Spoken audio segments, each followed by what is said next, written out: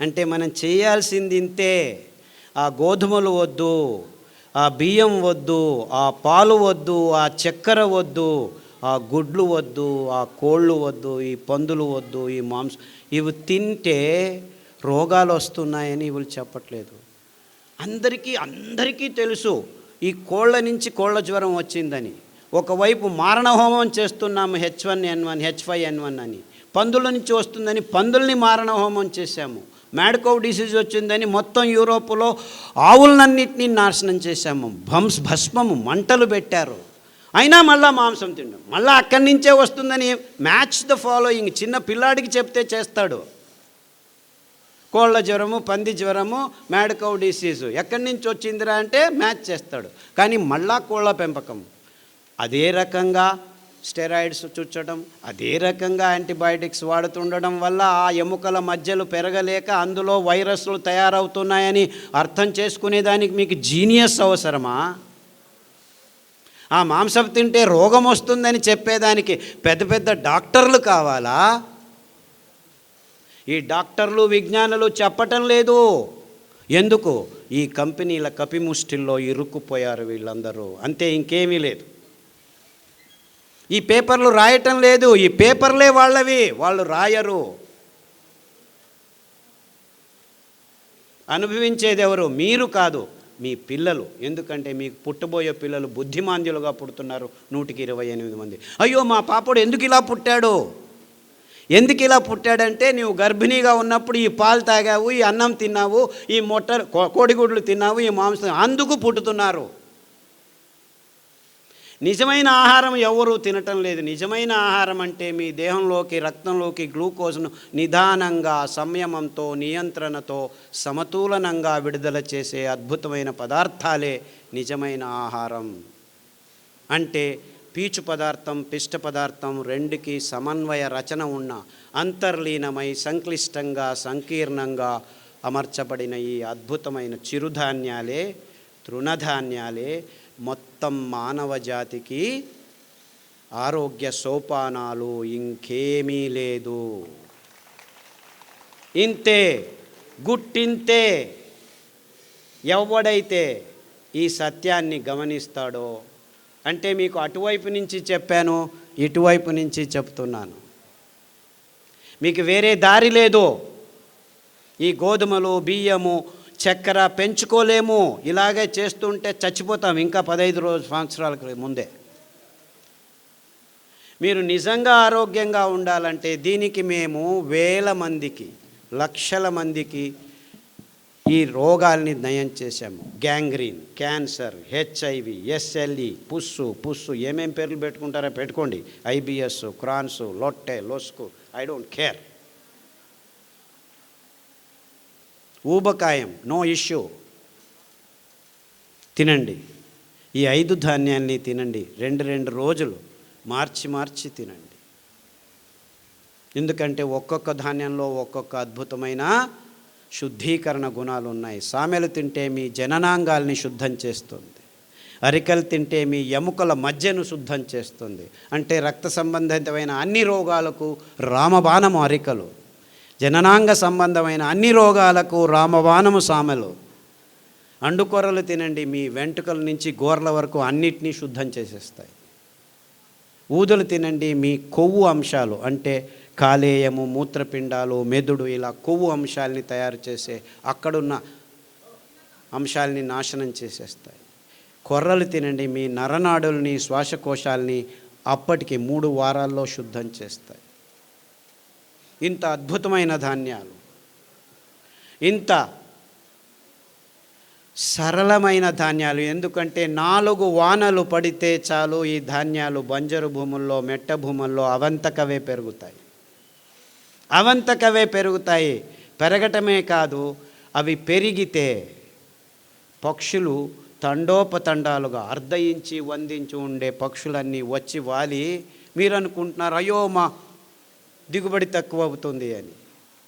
అవి తినది 4 గింజలైతే 4 పిక్కలు వేసిపోతాయి. ఆ వేసిన పిక్కలు మీ భూమిని 30 సంవత్సరాల్లో మీరు ఫర్టిలైజ్ చేసుకోలేరు. 3 రోజుల్లో ఫర్టిలైజ్ చేసి వెళ్ళిపోతుంది. అంటే మీకు ఏమీ అవసరం లేదు. ఈ మెట్ట భూములు, పాడుపడిన భూములు, విషపూరితమైన భూములు ఉంటే జస్ట్ అండుకొర్రలు వేసి వదిలిపెట్టండి. మళ్ళీ అటువైపుకి వెళ్ళకండి. 1 సంవత్సరం తర్వాత వెళ్ళండి. మీరు అందులో వెళ్ళి మళ్ళీ మీ భయంకరమైన చెరుకును పెంచుకునేదానికి ఫర్టిలైజర్ లేకుండా పెంచుకోవచ్చు. అంత అద్భుతంగా, కోర్స్ రాంగ్ ఎగ్జాంపుల్ ఇస్తున్నాను. మీరు చక్కెర చెరుకును పెంచనేకూడదు భూమి మీద. అంటే మీ ఆరోగ్యాన్ని కాపాడడం ఒకవైపు అయితే, బరుడైన బంజరైన మెట్ట భూముల్ని మళ్ళా సారవంతానికి తీసుకొచ్చే ఒకే ఒక్క వైజ్ఞానిక పద్ధతి ఈ అండుకొర్రల్ని పెంచటం. ఎన్నో భూముల్ని మేము మెట్ట భూముల్ని, రాసాయనిక ఎరువులు ఉన్న భూముల్ని ఇలా 6 నెలల్లో బంజరు భూమి నుంచి సారవంతమైన భూములకి కన్వర్ట్ చేయొచ్చు. సారవంతం ఏమిటి?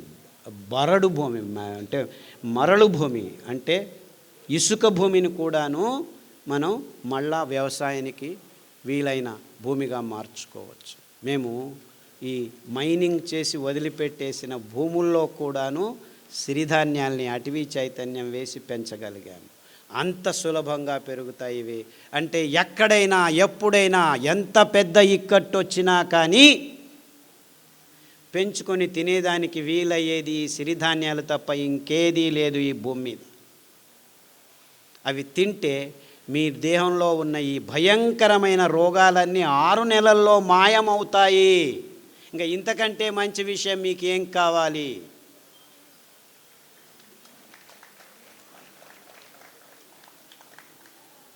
చప్పట్లు చట్టాల్సిన పని లేదు. I know you are all very serious. చాలా గంభీరంగా ఆలోచిస్తున్నారని నాకు అర్థమవుతుంది.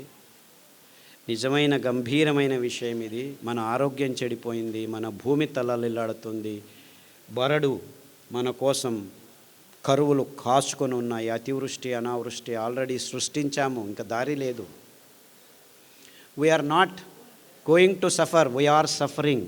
ఇంకా తలకు పోవట్లేదు. మనమంతా ఇంకా వెంట్రుకలకు పెయింట్లు వేసుకొని వాళ్ళకి కర్మ, ఆ సినిమా వాళ్ళకి టీవీ వాళ్ళకి కర్మ. మీకెందుకు? మీరందరూ పూసుకుంటున్నారు.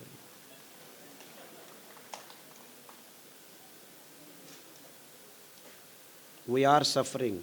కానీ ఈ రాజకీయ నాయకులు నెక్స్ట్ ఎలక్షన్స్ ఎలా గెలవాలని మాత్రమే కానీ ఈ ప్రాబ్లమ్స్ అన్నీ అర్థం కావు. అర్థమైనా ముందుకు రావు, వాళ్ళ ఫోకస్కు రావు ఇవి. No one is worried about this. అందరూ ఎకనామిక్ మోడల్లో తల ములకలైపోతున్నారు. No more economic models can save the world. It's only ecological models that can save. Sustainable future జనరేషన్స్కి కావాల్సింది ఎకానమీ కాదు, ఎకాలజీ. చెట్లను పెంచండి, తీగలను పెంచండి, వృక్షాలను సంరక్షించండి, వాళ్ళను పూజించండి. Only they can take care of us. చుట్టుముట్టు ప్రకృతి రారాజిస్తుంటే మనం బతకచ్చు, లేకుంటే మన జీవితం దుర్భరం కాదు, నరకంలోకి తోయబడతాం. చస్తే పర్వాలేదు, చావము బతకము. మీరు చస్తే పర్వాలేదు, మీ పిల్లలు పుట్టబోయే పిల్లలను చంపబోతున్నారు మీరు. గమనించండి. అన్నిటికీ అతి సులభమైన పరిహారం, సరళమైన పరిహారం. దీనికోసం మీరందరూ రేపటి నుంచే, అయినో నేనేం కలలు కనట్లేదు, రేపు కాఫీ తాగటం ఆపు చేస్తారా? లేదు. Takes time. I'm very practical person. మీరందరూ సంకల్పం చేయండి. బియ్యం వదిలేయాలి, గోధుమలు వదిలేయాలి, కాఫీలు తాగకూడదు, టీలు తాగకూడదు అని పద్ధతులు ఉన్నాయి, ట్రిక్స్ ఉన్నాయి, ప్రకృతిలో పదార్థాలు ఉన్నాయి. మీరు ఆ సంకల్పం ఒకటే కావాలి. ఇప్పుడు కాకపోతే రేపు, రేపు కాకపోతే మర్నాడు, మర్నాడు కాకపోతే 6 నెలలకు మీకు ఆరోగ్యం వస్తుంది. దారి ఉంది, రెడీ చేశాము. గడిచిన 20 సంవత్సరాల్లో ప్రతి ఒక్క అంశాన్ని క్షుణ్ణంగా పరిశీలించి, ఏ హంగామా లేకుండా, ఏ అంటూ లేకుండా, ఈ పారామీటరు ఆ పారామీటరు ఎవ్వరికి ఏమీ లేదు. కావాల్సింది అందరికీ ఆరోగ్యం. అది అమెరికా వాడైనా, ఇండియా వాడైనా, ముస్లిం అయినా, బ్రాహ్మణుడైనా, ఆర్ఎస్ఎస్ అయినా, కమ్యూనిస్ట్ అయినా, న్యూజిలాండ్ అయినా, చివరికి అండర్ వరల్డ్ డాన్లైనా అందరికీ అదే రోగం. 100 మంది ఎండి ఎంఎస్ డాక్టర్లను తీసుకొస్తే 28 మందికి డయాబెటీస్ ఉంది. 100 మంది స్వామీజీలను తీసుకురండి, 28 మందికి డయాబెటీస్ ఉంది. 100 మంది చీఫ్ మినిస్టర్లు అంటే ఎలాగో అనుకోండి వాళ్ళకు ఉంది. 100 మంది అటెండర్లు ఆ లిఫ్ట్ అటెండ్ చేస్తారు, వాళ్ళకు 28 మందికి డయాబెటీస్ ఉంది. అంటే ఈ డాక్టర్లు ఏం చేస్తారు, లైఫ్ స్టైల్ డిసీజ్ అంటారు. అందరి లైఫ్ స్టైల్ ఒకటేనా? కాదు. ఇవన్నిటినీ ఆలోచించాలి మనం. అంటే మనల్ని బూటకంలో వేసేసారు, మాయ చేస్తున్నారు. గంభీరంగా ఆలోచించండి. మీకు ఎవ్వరు ఏమీ సహాయం చేసేదానికి ఇక్కడ రెడీ లేరు. డబ్బులు చేసుకునేదానికి అన్ని సరంజామాలు చేసుకొని కూర్చున్నాం మేము. No one is going to help you. It's you who will help yourself.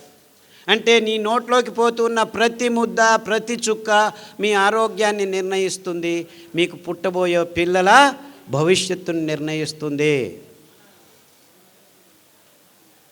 అంటే గర్భిణీలు అంటే కాబోయే తల్లులు తండ్రులు మీ ఆరోగ్యాన్ని సరిగ్గా ఉంటే ఈ బుద్ధిమాంద్య పిల్లలు పుట్టరు, వాళ్ళకు వచ్చే రోగాల్ని మీరు ఆపు చేయవచ్చు.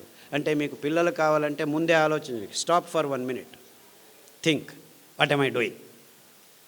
బుద్ధిమాంద్య మొక్కలను పుట్టించుకున్న తర్వాత జీవితాంతం కష్టపడాల్సిన పని లేదు. 2 సంవత్సరాలు జాగ్రత్తగా ఆలోచించి మంచి ఆరోగ్యకరమైన పిల్లల్ని పుట్టించుకోండి. And it is possible. It is 100% possible. In fact, 100 diabetic patients రండి, 100 diabetic patients నేను చెప్పిన భోజనాన్ని చేయండి, నేను చెప్పిన కషాయాలు తాగండి, 100కి 100 మందికి బాగవుతుంది. 3 వారాలు మీరు ఎక్కడా పోకుండా ఇదైనే చేయండి. అందరికీ HbA1c 1 కాకపోతే 2 కాకపోతే 3 యూనిట్లు తక్కువ అవుతుంది. గ్యారంటీ నాది.